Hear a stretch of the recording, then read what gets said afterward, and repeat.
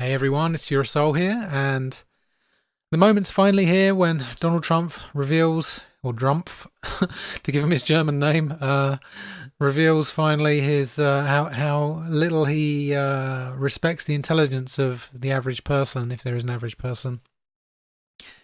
Just moments or days, not too long after the recent spate of shootings in America by apparently white nationalist or white supremacist kind of young men, let's say.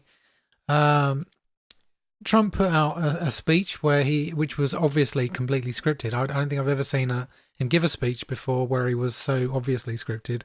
Usually he seems to speak from his own mind and doesn't always make a lot of sense, but um, this time I'm pretty sure he was reading from a teleprompter, very carefully worded script where basically he denounced white extremism and so on, and then blamed these shootings on video games. Nothing to do with him and his politics or the claims he's been making and the general direction he's taken the government and so on. No, it's to do with video games and the internet. So we have to crack down on video games and the internet. It's nothing to do with him. Just the most mind-blowing deflection, denial, and political manoeuvring to try to take any responsibility away from himself and just put it onto anything else that he can. But setting all of that aside, this tweet really just blows my mind. So bearing in mind that just before this shooting, many people have been saying, well, look out for a big false flag shooting. There's going to be one any day soon because we've got this whole Jeffrey Epstein story. We've got numerous other stories in the news making Trump and the government look really bad and possibly, exposing large numbers of people within these kind of power broker type levels of society as being paedophiles, as being all kinds of criminals. And people basically saying, watch out, there's going to be big shootings. And lo and behold, here we have a whole bunch of big shootings. Now, the conversation suddenly no longer people talking about Epstein, no longer talking about, government corruption and all these things. Suddenly now they're talking back again about white supremacy and revoking gun rights in America. So Trump just put out this tweet, really mind-blowing. We cannot let those killed in El Paso, Texas and Dayton, Ohio die in vain. All right, well, yeah, that's fair enough. Likewise, for those so seriously wounded. Well, you don't really need to say that, but okay. We can never forget them, and those many who came before them. That's not really right grammar, but anyway. Republicans and Democrats must come together and get strong background checks. Perhaps marrying this legislation with desperately needed immigration reform. We must have something good, if not great, come out of these two tragic events. So he's basically saying we must have strong background checks, presumably on buying guns. So we must spy more and be more invasive into people's lives and their mental state, and more clearly define who can and can't own weapons and so on. But here's the mind-blowing part. He's basically saying, yeah, and we need to really get involved in immigration reform because what? Because the people that did the killing were immigrants? Well, no, they weren't, were they? They were people trying to kill immigrants.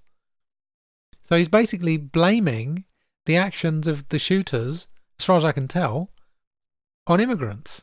Except, I might be wrong, but I'm not sure that anybody that got killed was actually an immigrant in terms of illegal or otherwise. Probably, maybe some were, but maybe legal immigrants, but there's no evidence they were illegal. And how would you go to a shop like Walmart and target people as if they were illegal immigrants anyway? You couldn't, could you? So, it's safe to assume that the majority of people in there were not illegal immigrants who got killed. So how exactly would having immigration reform have done anything to prevent this violence? The only possible way it could have done is by, let's say there were no illegal immigrants magically at all. Then he's sort of suggesting that the shooters wouldn't have done what they were doing because they're only just kind of, it's almost like he's basically justifying their actions by saying, well, it's understandable they'd get really annoyed and shoot these people because, we've got these immigrants, haven't we? I literally can't think of another way to interpret what he's saying. It doesn't, I'm quite good with logic, but correct me if I'm missing something or inform me if you will, but I'm pretty sure there isn't another explanation for what he's saying. There's a lot of Trump supporters, as there are with all political people who spout nonsense, who support them.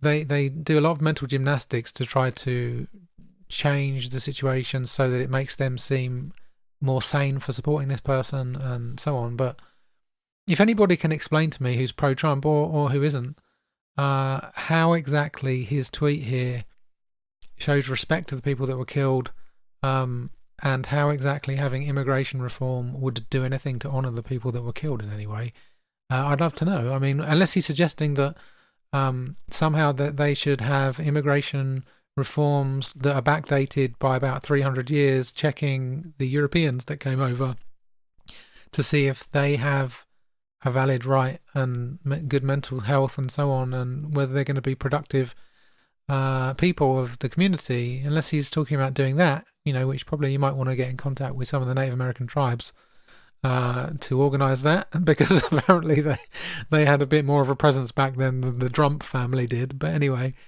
yeah, what a perverse situation, basically. A man of German heritage telling people that we need to have more controls on basically non-white people coming into the country because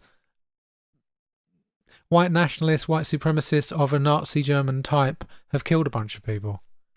Yeah, I mean, it's just classic doublethink, heartless denial, reversal, false flag, whatever you want to call it, projection. And he's the kind of person who seems like he's the kind of person who could basically go out and run a dog over and then get sympathy because he bruised his hand because the dog ran out in front of him when he deliberately run the dog over. That's how I see it. And I think people just need to pay more attention to what's actually being said and think it through instead of just going off in a knee-jerk, very narrow, blinkered way of thinking that denies reality. So anyway, yeah, definitely looking forward to your comments on this madness. And yeah, as I said, if I missed anything, then let me know. If you enjoyed this, then do upvote, resteam, reblog, and pass on, share along. And until next time, peace.